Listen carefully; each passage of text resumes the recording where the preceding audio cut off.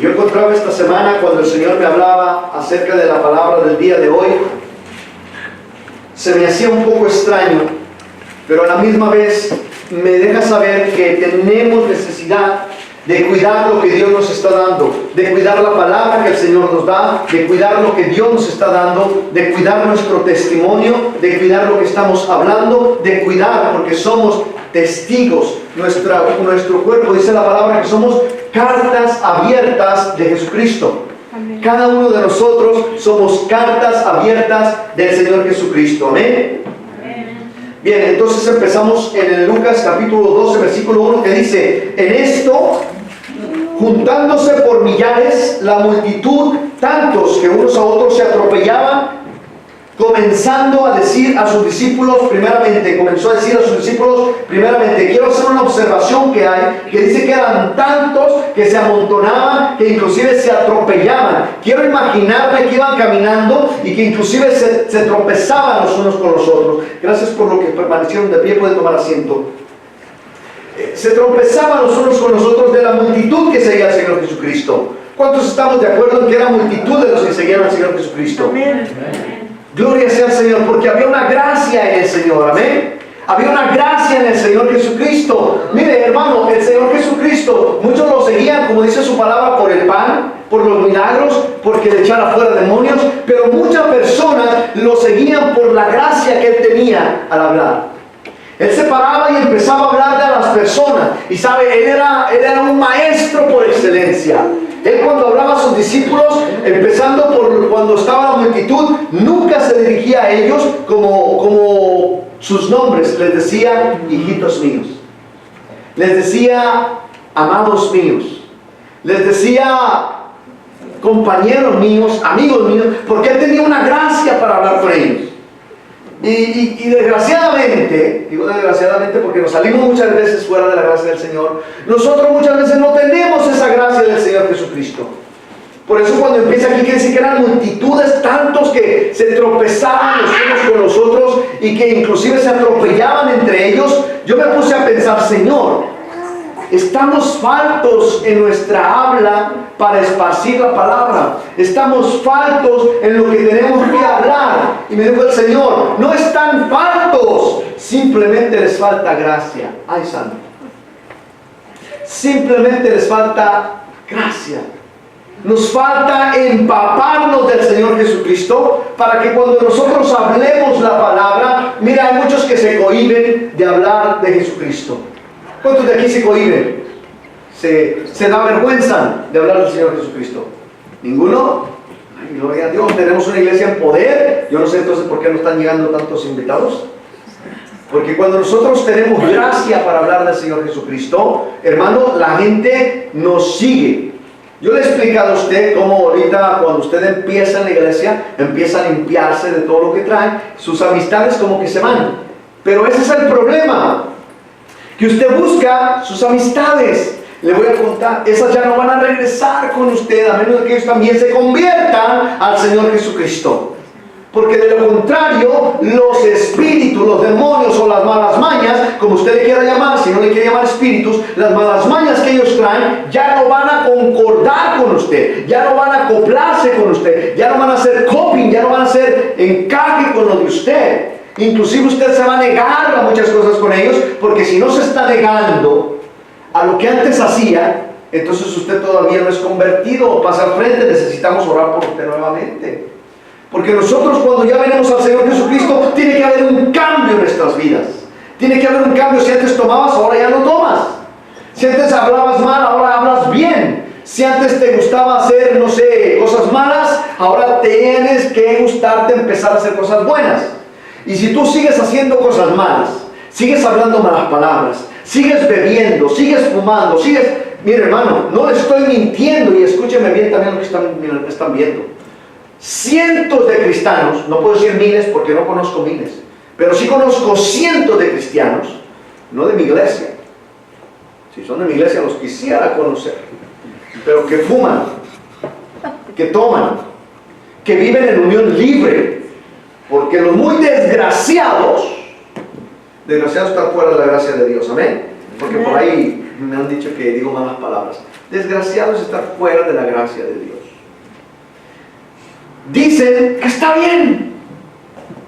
Dicen que no hay problema. Dicen que vivir en unión libre es chévere. ¿Que para qué se comprometen? Dicen que fumar está bien. Que no le hacen daño a nadie. Y se van atrás de la iglesia.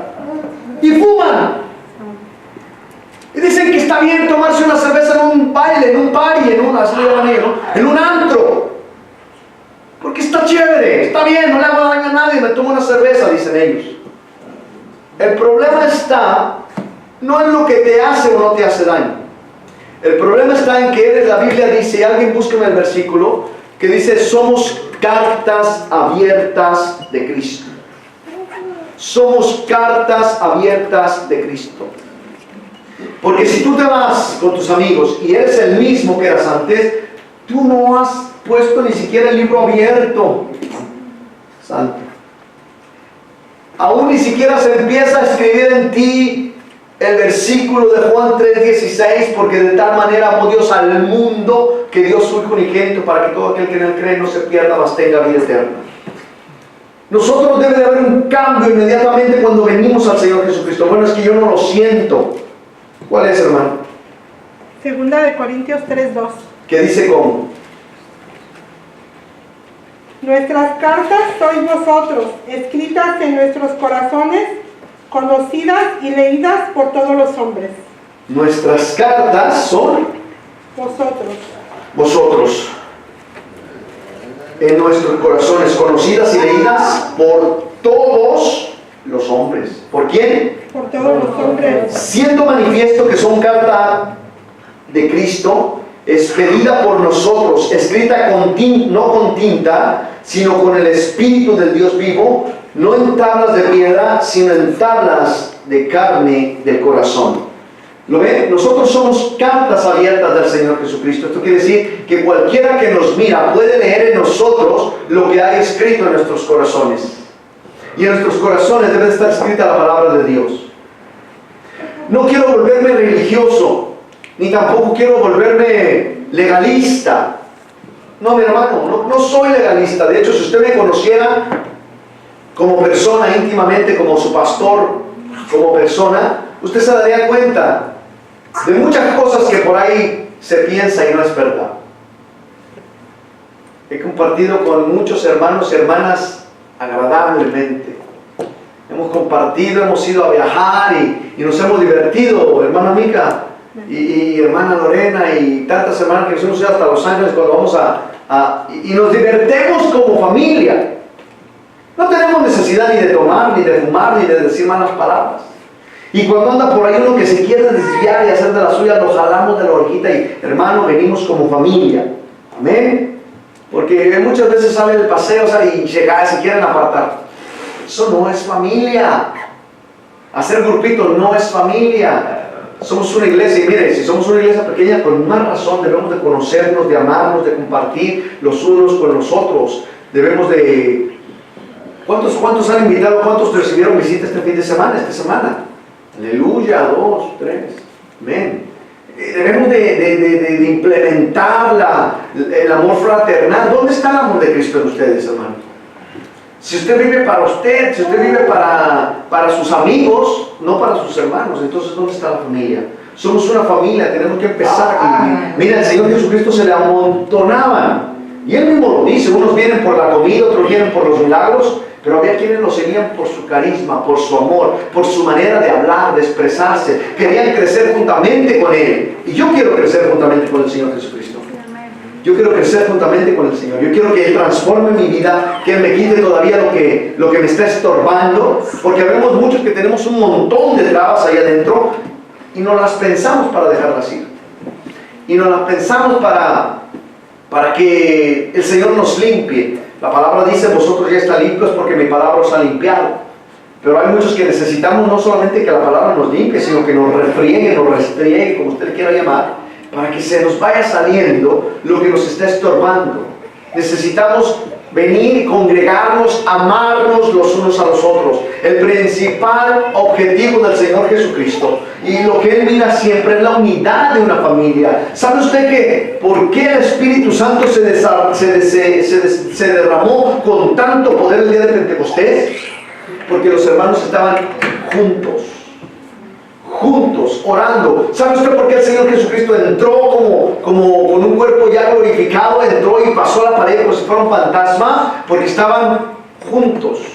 El poder de Dios siempre se manifiesta cuando estamos juntos y en armonía. ¿Por qué hay tantos problemas en las familias cuando no hay unión? Porque no están juntos. Y a veces unos están juntos pero no revueltos. La intención de Dios es de que todas las cosas sean restauradas, que nosotros nos restauremos, que aprendamos a vivir como familia. Amén. A Él se le arrimaban multitudes y sin embargo Él decía: gloria sea al Señor. Conocía los corazones de cada uno de ellos. Pongan mucha atención en lo que les voy a decir a continuación. El versículo continúa en el 1.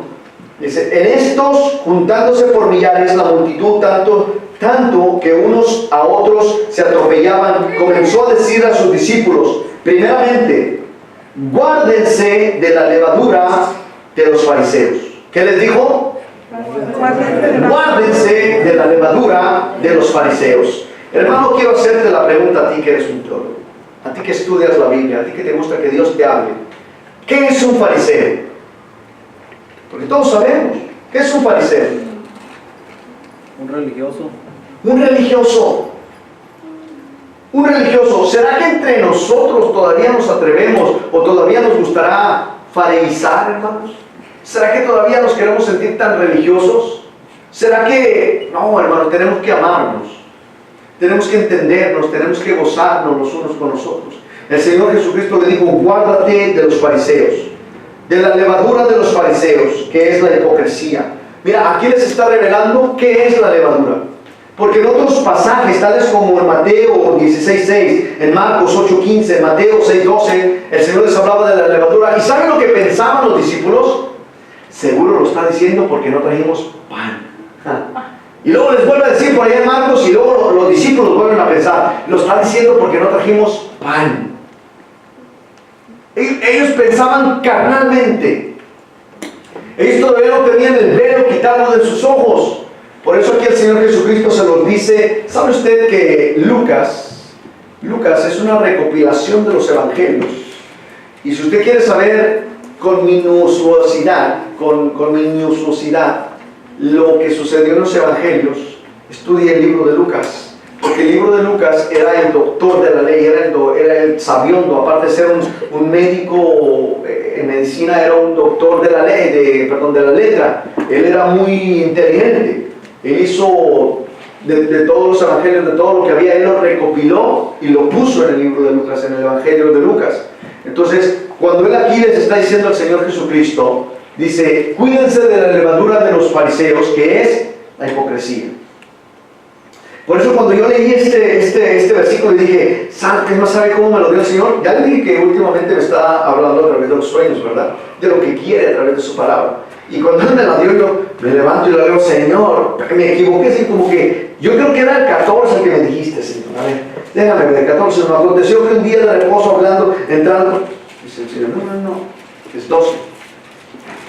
Ok, entonces vamos a hablar de los fariseos. Y dice: cuídense de la levadura de los fariseos, porque los fariseos, hermanos, no estaban fuera de las sinagogas. Los fariseos eran los que enseñaban en las sinagogas. Pero les dice: ¿sabes cuál es su levadura? La hipocresía. Yo no lo entendía, pero me duele el hígado nomás de mencionarlo. Y me duele porque no me quiero encontrar hipócrita a mí mismo. Yo sé que ustedes no, pero yo no me quiero encontrar hipócrita. No me quiero encontrar que la palabra del Señor me encuentre que soy un libro sin escribir. Que me abran y que digan: pues no que eras un libro de ¿dónde está tu palabra? ¿O dónde está tu verdad acerca del Señor? Eso es tener la levadura de los fariseos en nosotros. Que creemos seguir a un Dios, pero en realidad no hacemos nada por ese Dios. No queremos que el Señor ponga su mano en nuestro corazón y empiece a cambiarnos. Con todo el respeto y el perdón por nuestro ser hipócritas. Nosotros debemos estar con nuestro corazón abierto para que Él ponga su mano y pueda quitar lo que Él quiera, pueda remover lo que Él quiera. Usted ya no se pertenece a usted mismo. Al menos yo no me pertenezco a mí mismo. Mi vida ya no pertenece a mí mismo. Ya no puedo hacer lo que yo quiera con mi vida. Ya no puedo hacer lo que yo quiera con mi cuerpo. Ahora le pertenezco a un Dios, al Dios de los vivientes. Y usted, hermano y hermana, le pertenece al Dios de los vivientes. Usted le pertenece a través de su Espíritu Santo que ahora vive y mora dentro de usted. Usted le pertenece al Dios de los vivientes. ¿Cuántos dicen amén? Amén. Dice, cuídate de la levadura de los fariseos, que es la hipocresía. Porque nada hay encubierto, ponga mucha atención ahí. Nada hay encubierto, en otras palabras, nada hay escondido que no haya de descubrirse, ni oculto que no haya de saberse. Nada hay encubierto, nada hay escondido, nada hay oculto que no se sabe, que no se vaya a saber. Tarde o temprano, hermano y hermana, lo que estamos haciendo, lo que no hacemos y lo que hacemos tiene consecuencias. Si estás haciendo lo bueno, hay consecuencias para bien. Pero si estás haciendo lo malo, hay consecuencias para mal. Tarde o temprano, dice la Escritura, que todo va a salir a la luz. Y qué mejor fuera, mi hermano y mi hermana, que cuando hablaran de usted, o cuando hablaran de mí, que digan el pastor Juan de Dios, oh, es un buen pastor, lleva una buena palabra, lleva una buena doctrina. Pero qué vergonzoso sería para mí que el día de mañana usted encontrara algún hermano, algún pastor o alguien y le dijera, ese pastor, no, ese pastor está mal. Ese pastor no es que esté enredado en hojas de corn, sino que está equivocado, está erróneo. Ese pastor lleva una doctrina errónea. Yo me quiero preguntar, yo me he hecho la propuesta, hermanos, de que ninguno de nosotros, empezando por mí, ni usted, y escúchenme bien, pastores, síganlo, hablemos de nadie, ni de los pastores, ni de los hermanos de otras iglesias. ¿Qué nos interesa a nosotros meternos en eso?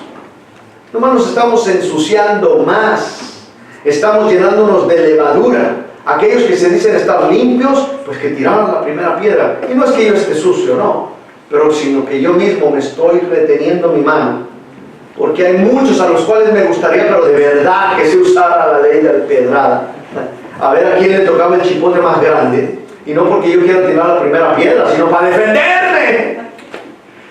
Para defenderme, porque ya a veces me miro en el espejo espiritual y me veo ahí que me traen, pero sí, digo, y mis ovejas dicen que yo tiro pedradas.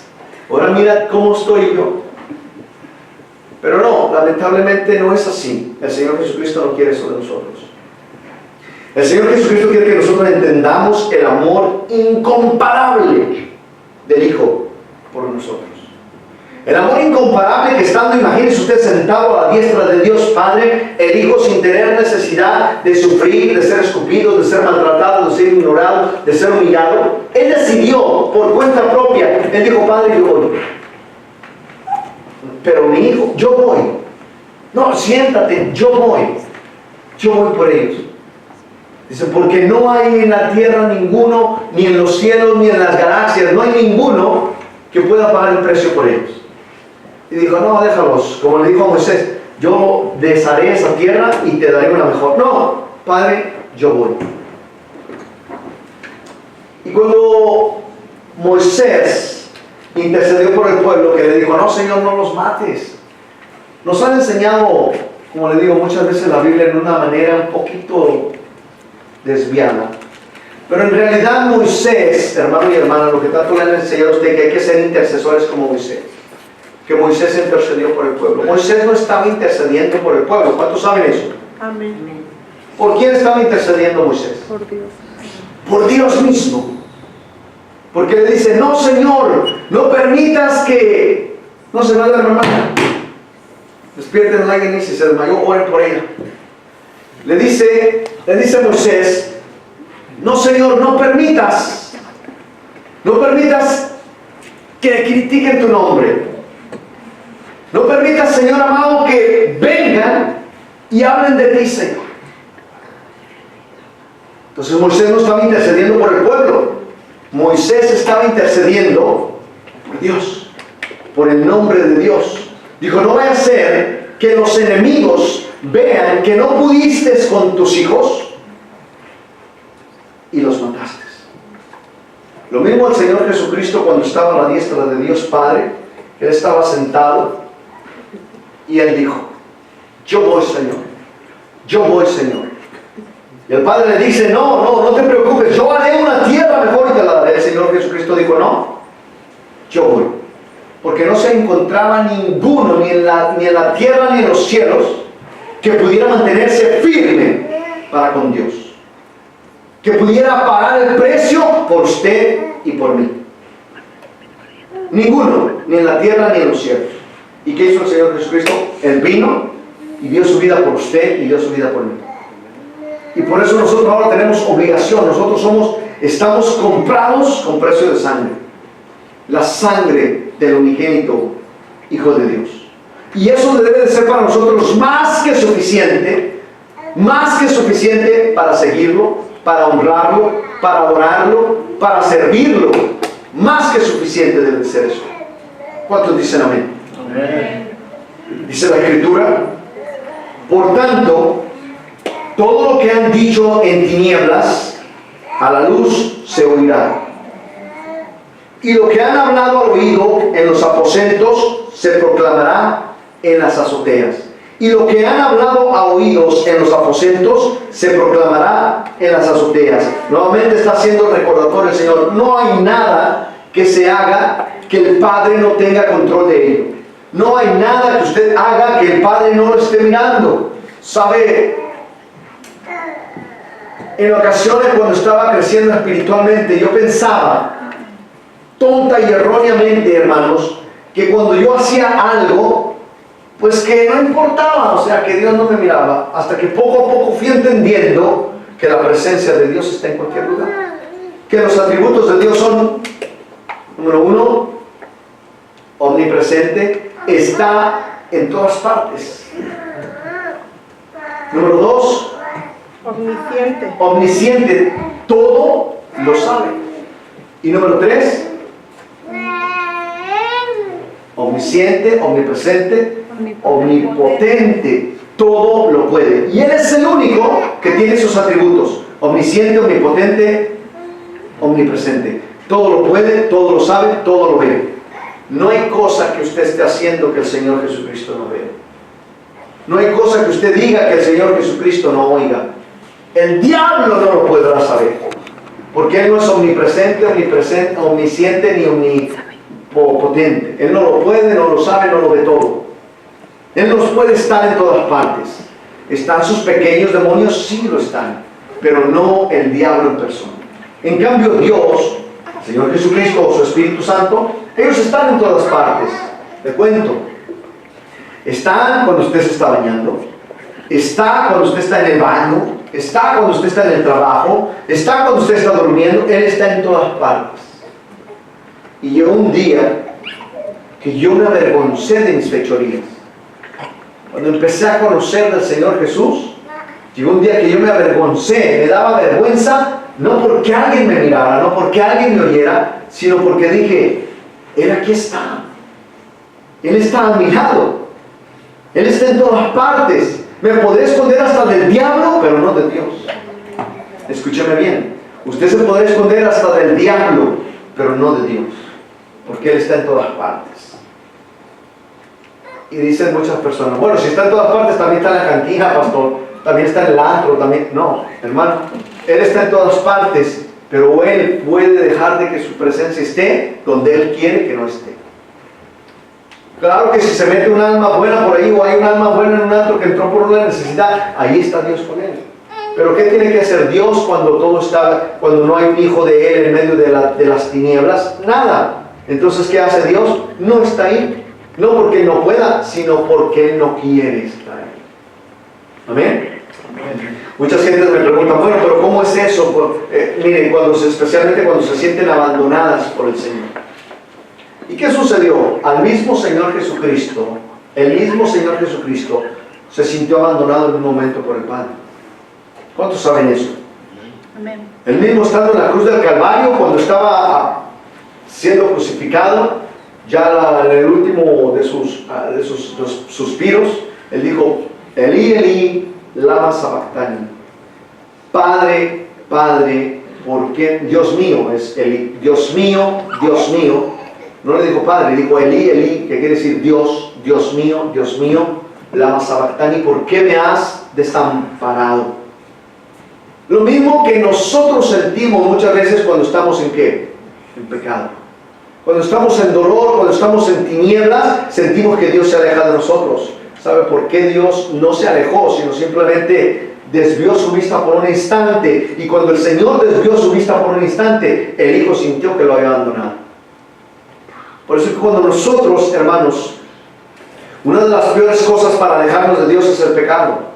Usted sabe que cuando nosotros cometemos pecado, inmediatamente la consecuencia es el alejamiento de Dios.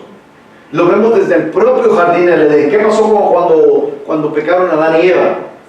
Inmediatamente se escondieron de la presencia de Dios. Y ya no estaban ahí. Por eso dice, cuando el Señor está hablando en Lucas, dice, cuídate de la levadura de los fariseos, de aquellos que diciéndose ser, no lo son. El Señor Jesucristo mismo les dice, ustedes atan cargas pesadas que ni siquiera ustedes pueden llevar. Y a mí el Señor me ponía un ejemplo hace tiempo cuando la gente decía, pues no tengo amigos, pues no tengo parientes, no tengo nada que me acompañe, nadie que esté junto de mí. ¿Sabe? Muchas veces ponemos nosotros estándares tan altos que ni siquiera nosotros mismos los alcanzamos, igualito que los fariseos. Nosotros queremos sentirnos tan glorificados que ni siquiera nosotros mismos podemos llegar a ese lugar. Nosotros queremos muchas veces hasta el propio pastor ponerle, es que el pastor tiene que estar hasta acá. Sí, yo estoy por convicción propia, no porque alguien me lo pida, pero estoy ahí porque lo quiero hacer por él y para él. Yo le quiero invitar a usted, hermano, que ponga convicciones en su vida y que no estemos comiendo levadura de los fariseos. Aléjese de la levadura de los fariseos. Aléjese de aquellos que diciéndose, dice la palabra hermanos, no lo son. Aléjese de aquellos que diciéndose hermanos, tal vez ni a primos hermanos llegan. Otros ni a parientes lejanos. Muchos están pero no lo son. Y yo quiero que nosotros empecemos a abrir nuestros ojos. No critiquemos, no hablemos mal, pero alejémonos de aquellas personas que le están contaminando. Aléjese de la levadura que lo contamina. Pastor, pero la palabra dice que al contrario, que seamos luz en medio de las tinieblas. Escucha lo que la palabra dice. Luz en medio de las tinieblas es cuando hay esperanza por una persona. Cuando a pesar de sus pecados, de sus insultos, de sus cosas que están mal con el Señor, sigue queriendo buscar al Señor. Sigue pidiéndole a Dios, Señor, transfórmame, cámbiame, aquí estoy. Entonces hay misericordia para esas personas. Pero una persona que es necia, una persona que no quiere cambiar, una persona que comete la misma falta, eso es levadura que nos va a contaminar. Eso es levadura porque esa persona no está dispuesta a ser tratada por el Señor. Esa persona no quiere que Dios y Cristo Jesús hagan nada por ella. Ella solamente quiere ser salva porque quiere ser salva, pero no quiere hacer nada por la salvación. No que tengamos que hacer nada por la salvación, sino para no perder la salvación.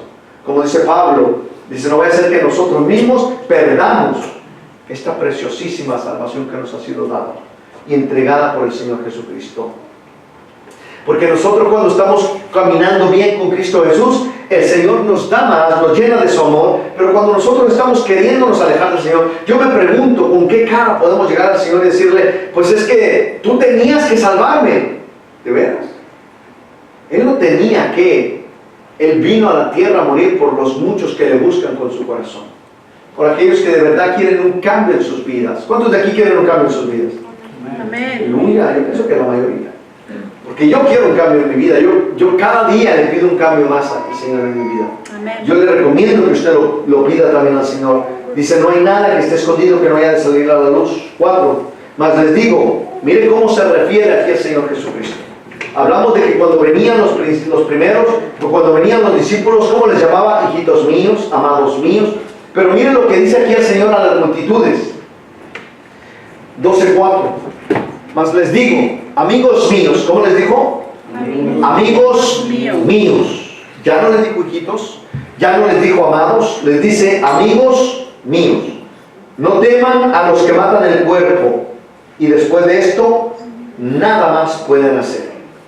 No tema usted, hermano y hermana, que porque usted está hablando del Señor se van a alejar de usted. Hable con franqueza, con sinceridad.